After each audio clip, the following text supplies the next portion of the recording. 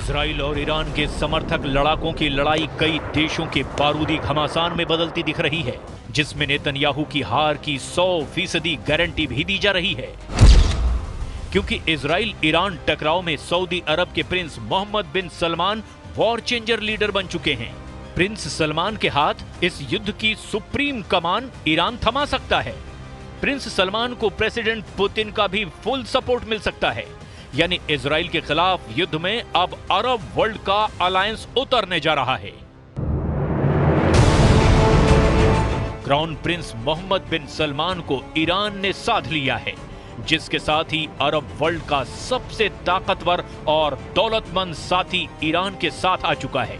Prince Salman के Iran के खेमे में आने का मतलब नेतन्याहू को अच्छी तरह मालूम है। सऊदी अरब और ईरान का गठबंधन खाड़ी युद्ध का रुख पलट सकता है। दो कट्टर और जानी दुश्मनों की पीस डील हो चुकी है। सौदेबाजी में ईरान को वॉर जोन में सपोर्ट मिलेगा तो प्रिंस सलमान ईरान से अच्छा खासा प्रॉफिट हासिल करने वाले हैं। ईरान की नई रणनीति का पूरा ब्यौरा देखने से पहले इसके साइड इफेक्ट का ट्रेलर देख लीजिए। युद्ध को बारूदी डोज की मात्रा बढ़ती जा रही है। हिजबुल्ला ने इजराइल पर 60 रॉकेट दागे हैं। इजराइल में सिर्फ एक जख्मी हुआ, कुछ इमारतें टूटी, लेकिन बदले में इजराइल ने बेरूत को आधी रात से दहलाना शुरू कर दिया। रविवार की सुबह तक मिसाइलें बरसाता रहा। इजराइल के हमले में बेरूत में 20 लाशें गिरी, 60 से ज्यादा लोग घायल हो गए। शहर के माली नुकसान का अब भी अंदाजा नहीं लगाया जा सका है।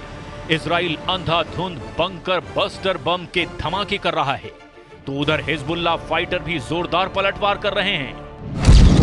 लेबनान से इजराइल पर हिजबुल्ला के रॉकेट और ड्रोन दागे गए। मध्य इजराइल में हिजबुल्ला ने 60 रॉकेट की बौछार कर दी। इजराइल के डिफेंस सिस्टम ने बाकी 5 रॉकेट हवा में ही मार गिराए, लेकिन तेल अवीव के उत्तर में नेतन्या और हर्जलिया सिटी में रॉकेट की बौछार जारी है। हिजबुल्ला के रॉकेट अटैक का सबसे ज्यादा जोर मेटुला सिटी में दिखाई दे रहा है। लेबनान से रॉकेट दागे जाने के बाद मेटुला में भारी नुकसान की खबर है। उत्तरी इजराइल में मेटुला परिषद के प्रमुख डेविड अजोलाई ने 8 रॉकेट धमाके की पुष्टि की है। इन धमाकों से कई इमारतें खंडहर में तब्दील हो चुकी हैं। אנחנו מדברים כרגע על משא ומתן אפשרי להסדרה. האמריקנים מובילים את זה. אני אומר, זה מתבצע רק תחת אש. והוא מתבצע עם הרבה מאוד אש. युद्ध में फाइटर ग्रुप की पूरी तरह पिटाई के बाद तेहरान ने नया ब्लूप्रिंट बनाकर सभी सहयोगियों से मोहर भी लगवा ली है। रातों रात हुए बदलाव के बाद ईरान समर्थक लड़ाका ग्रुप भी अब इजराइल पर टूट पड़े हैं। रविवार की सुबह लेबनान से इजराइल में भीषण रॉकेट हमला हुआ है। वॉर जोन की त्रासदी से अलग ईरान ने जो वॉर प्लान बनाया है, उसके बाद बेरूत के बड़े बम तेल अवीव में फटने का ऐलान हुआ है। पहले से कहीं ज्यादा मिसाइलें बरसने की हुंकार भी भरी गई। लेबनान से ज्यादा तबाही इजराइल में मचाने की मुनादी ईरान ने कर दी। इजराइल को अब हिजबुल्ला भी मारेगा, हमास भी, हूथी भी और इराकी शिया फाइटर भी। जॉइंट अटैक में इजराइल को बम बारूद से पाट देने की प्लानिंग है। इजराइल के जंगी जेटों की काट इजराइल के टैंक, रॉकेट लॉन्चर और एयर डिफेंस सिस्टम का तोड़ जल्द इजराइल के सभी दुश्मनों के पास होगी। इजराइल के लिए अरब वर्ल्ड से ऐसी बैड न्यूज आई जिससे अमेरिका भी टेंशन में है। बाइडेन से ज्यादा परेशान 20 जनवरी को प्रेसिडेंट पद की शपथ लेने वाले डोनाल्ड ट्रंप हैं। अरब कंट्री से आए नए अपडेट ने वॉर जोन से बड़ा तहलका किया है। प्रिंस की दौलत, पुतिन के हथियार, ईरान का प्रहार, इजराइल में मचेगा हाहाकार। इजराइल के खिलाफ गठबंधन मजबूरियों से बना है। सभी के अपने अपने इंटरेस्ट हैं।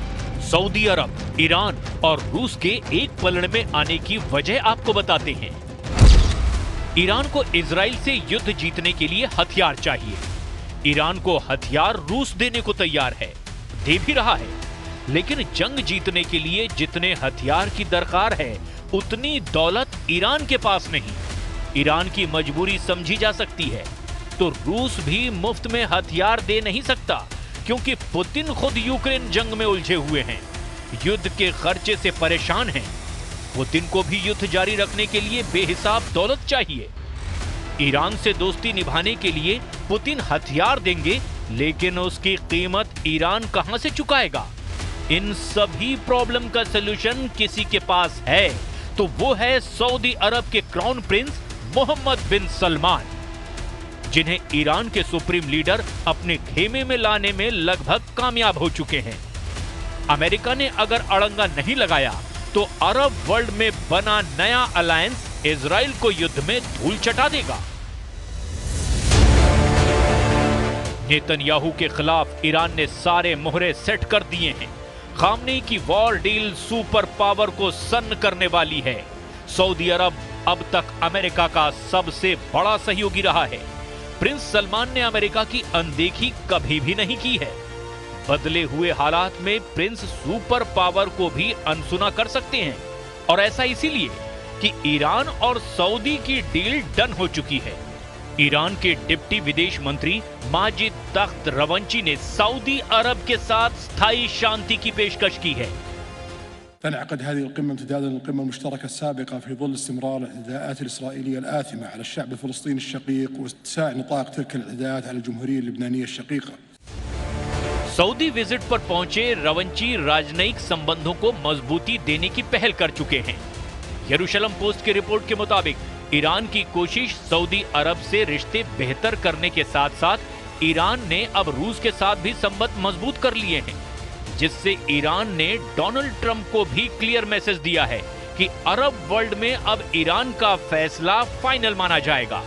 उधर डोनाल्ड ट्रंप युद्ध के खात्मे का नया प्लान बना रहे हैं। डोनाल्ड ट्रंप ने हमास के कब्जे से इजराइल बंधकों को छुड़ाने की नई रणनीति बनाई है। ट्रंप की प्रेस सचिव ने जानकारी दी कि वो गाजा बंधकों के लिए मुख्य वार्ताकार की भूमिका में हो सकते हैं। व्हाइट हाउस में ट्रंप की नई प्रेस सचिव कैरोलाइन लेविट ने बताया कि ईरान पर ट्रंप सख्त प्रतिबंध लगाकर मैक्सिमम प्रेशर बनाएंगे, मगर ट्रंप के प्लान की कमजोर कड़ी सऊदी अरब बन सकता है, जिसे खामनेई ने अपने खेमे में सेट कर लिया है। ईरान के ऑफर को ठुकरा पाना प्रिंस सलमान के लिए आसान नहीं है। असल में ईरान ने सऊदी अरब की बरसों पुरानी समस्या का समाधान का वादा किया है। ये तेल कारोबार से जुड़ी प्रॉब्लम है, उस ऑयल रूट की जिस पर ईरान का कंट्रोल है।